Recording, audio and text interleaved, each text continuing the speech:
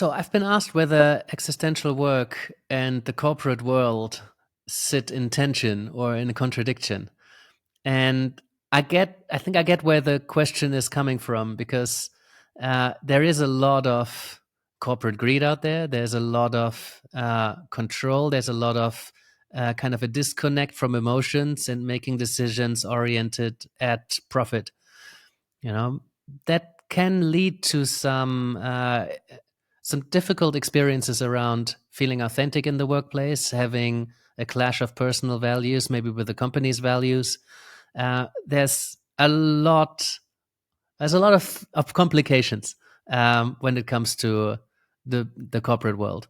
However, it doesn't need to be like that, right? And I've worked with many leaders who have absolutely their heart in the right place, and their organizations are doing a good job and they're trying their best. Yes, they still need to respect what this organization is about, but there's a real shift of organizations being about much more than profit, especially with a new generation coming in who made it very clear that meaning is more important to many than a rise in a paycheck.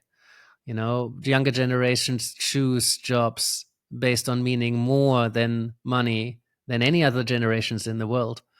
And the corporate world is responding to that. It will take some time for that to be a big enough shift to be the majority.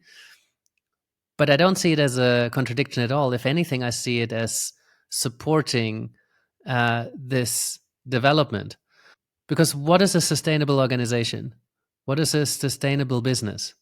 It's a business that people will want to work for and that people will want to do business with, whether that's a service industry or that's buying a product. More and more people are paying attention to having a relationship with whatever business there is, and within the business to the people. Strong leaders are the ones that are relatable, that show up authentically, that show up human more and more, right? So I think existential coaching really helps workplaces to create that kind of environment. And there is a way to authentically produce profit. And that doesn't need to be a contradiction with treating people as human beings, right? So I think it just makes for more resilient, more authentic leaders and workplaces.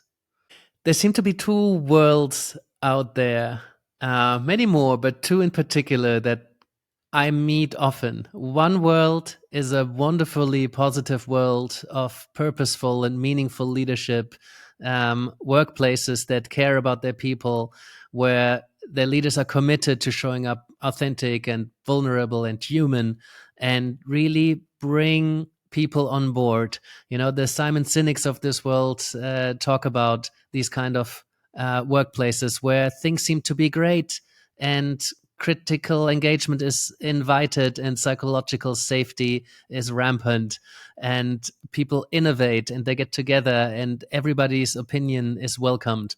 And this paints this picture of this wonderful workplace. These workplaces do exist, right? There are managers and leaders that care tremendously about their people because they have understood that if you show up and you create an authentic relationship and you genuinely care about helping your people do their best job, and you understand that they have the answers that you need to collate. It's not about you having all the answers. People on the floor, they have the answers to the big problems, you know? So there's a world that I understand and I've seen at work that is creating that kind of atmosphere. And then there's this other world that I think the vast majority of people are experiencing, where they're not being treated particularly human.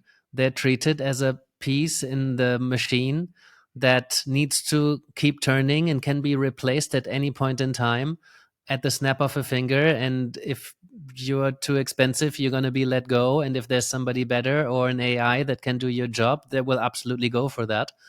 And you go to work and you feel like part of it, like a cog in this machine, and not valued and not tuned into, and nobody really cares about how you're doing. and you just kind of keep going to work, and you feel you have to protect yourself because there isn't much psychological safety. And if you were to speak up about some things that don't work, chances are you might lose your job.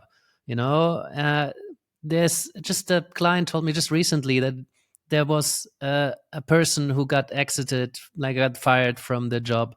But the issue was known for 15 years. And it was just tolerated for the past 15 years that this person is exhibiting very inappropriate behavior.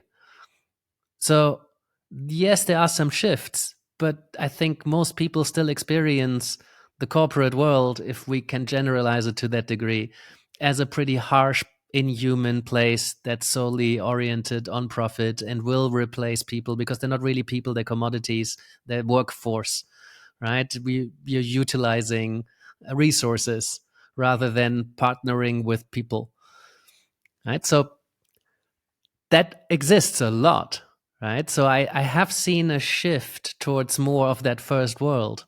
And I know it exists and we can get there. And we have more and more people committed to that because we have understood that if people are committed to your mission, if they're connected to a sense of purpose, if they're utilizing their strength, if you hire them based on their values, you're going to have a much, much better team.